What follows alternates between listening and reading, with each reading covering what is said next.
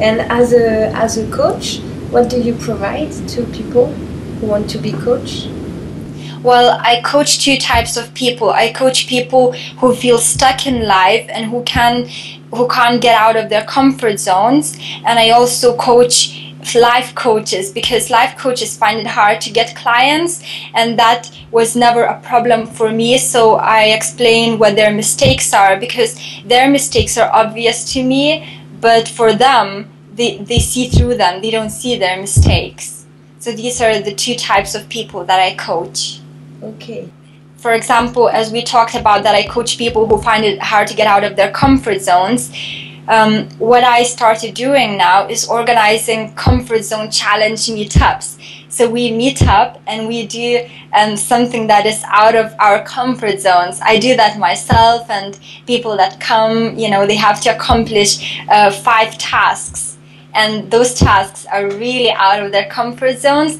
But once they do accomplish them, they feel empowered. They feel that they are ready to change their lives. So that's what I enjoy doing. And I just recently started organizing such meetup groups. Oh, it's great. And could you give me an example of an action out of comfort zone? Yes, I can.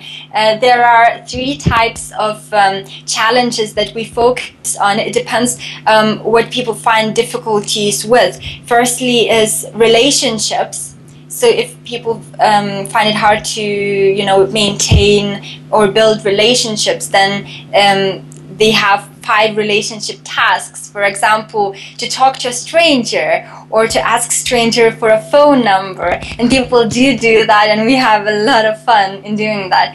Or if person has difficulty in, for example, becoming wealthy, then there are 5 wealth tasks that the person has to do. And it's more, the wealth tasks are not that out of their comfort zones, but they make people change their minds and make people see their limiting beliefs that prevent them from getting wealthy. For example, there is a task that the person has to go to a luxury clothes store and try on the most expensive jacket.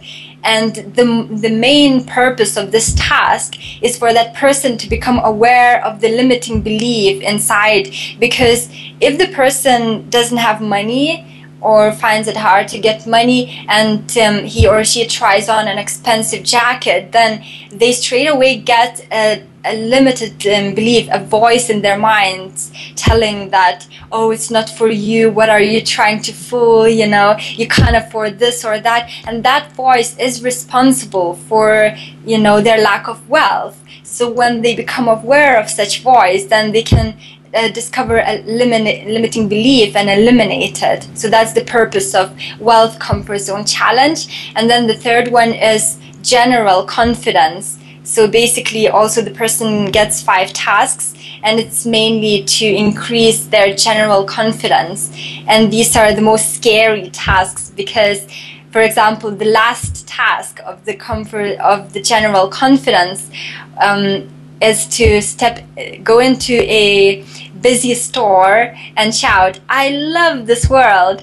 And I did that, and many people did that, and you get such funny reactions from people, People are shopping, they don't expect to hear anything, and someone comes in and we just hide. We are like shoppers, we're shopping, we're not with that person. And he shouts as hard as he can, "I love this world." And then everyone, the store goes quiet. Nobody knows what to do. And then we start clapping, and then other people clap. It's just so fun. It seems like that you won't be able to do that. And it's really hard, but once you do it, you feel so much more confident. And yes, your confidence levels and really rises. It's really good. Yeah. So for you, when you leave your comfort zone, it's really a step to go to success and to achieve goals. Yes, because when you're stuck in your comfort zone, it means you're not willing to pay the price of your success. So, for example, if you want to become wealthy, but you're not willing to take any risks or to do fearful things, then you will be stuck. Because I actually quoted this. everything that you want is just out of your comfort zone. And that's true. So to get what you want, you have to step out of your comfort zone. But so that's how can you know which actions to take? Well, what seems, when you step out of your comfort zone, you know that's the case when it feels uncomfortable to do that. Because comfort zone is just what you usually do, your habits, or the people that you meet. But when you step out of your comfort zone, you meet different people, you have to have different habits, you have to get different habits, you take different actions, everything is different and scary and uncomfortable. Then it means you're stepping out of your comfort zone. Okay. Or when, for example, when people do public speaking, it's way out of their comfort zone.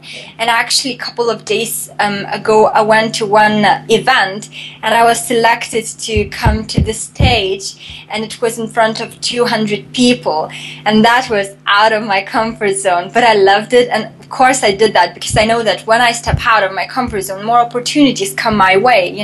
I improve my life, I make progress. So I did that, but it was really, really scary, but it's just your ego that is scared, and you have to go through that to achieve what you want.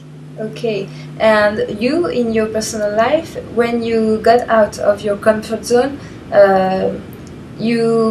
every time did you find success with what you want? Yeah. Yes, but there were also many times that I was trying to step out of my comfort zone, but fear stopped me, and that was the case when I just started out, when I quit my job and I started different companies. And one company, it was a retail hair accessories company, was becoming really successful, and I wanted to take that big step, and I approached a person that would distribute my products to a lot of companies, and that person really helped me. And all I needed now is just to step and to present my products to a committee.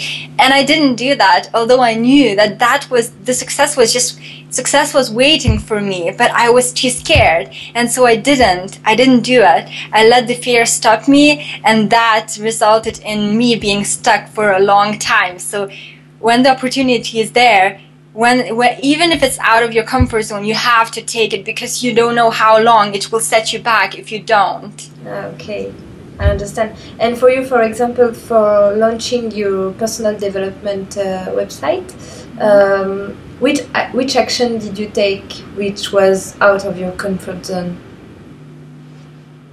Well, firstly, it was a risk because I didn't know if people would visit my website or I would attract many people. So when I started writing it, then I didn't attract many visitors, and that was scary because it was a risk that I was taking, because I was investing a lot of my time, but I didn't get many visitors.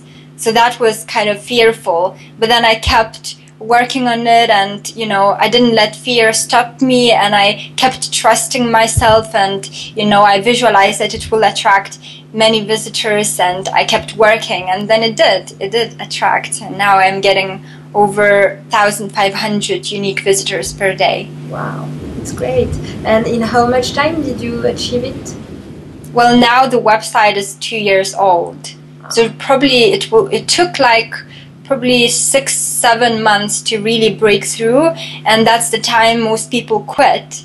Yeah. Because they don't reach that snowball effect. You get the snowball rolling, and it takes time. It may take 6 years. For some people it takes a year. 6 months or a year, but most people quit. And if you keep working at it, you succeed, because you don't get many competitors that keep working after such period of time. Okay, it's great. And I'm trying an experiment in the law of attraction, and okay. I would have you said before that law of attraction is not everything, because you have to take actions to do it. But for example, I have this problem, so I think many readers can have this too. If you don't have a life purpose really clear, you like to do many things like I do, and you don't really know what actions to take. How do you do? Because action, I think, I read a lot of books and they say that action has to be taken in the direction of your life purpose to succeed. But if you don't have life purpose, how do you do? But if you have a life purpose which is to learn everything, to learn a lot of stuff, or I don't know. Well, when you lack focus, then you tend to waste energy on many things that don't really matter. So yes, it's important to have focus. And if you still didn't find your life purpose, then you should have a vision of what you want to become, and then take action whilst looking at that vision. That also helps, because that vision may show your life purpose if you take action and look at it and always visualize it, because that might be something related to your life purpose. Okay. For example, there is a good book, Science of Getting Rich, and it's not about mainly wealth, but it's about how to achieve goals.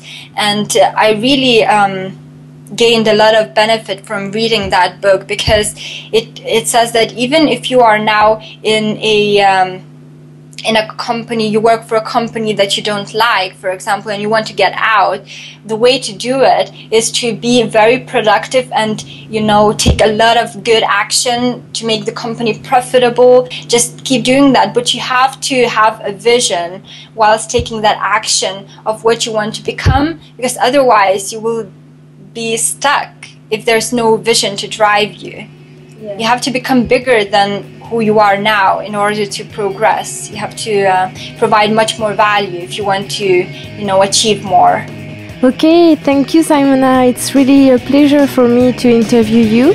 I know it will help a lot of people, and thank you again, and bye-bye.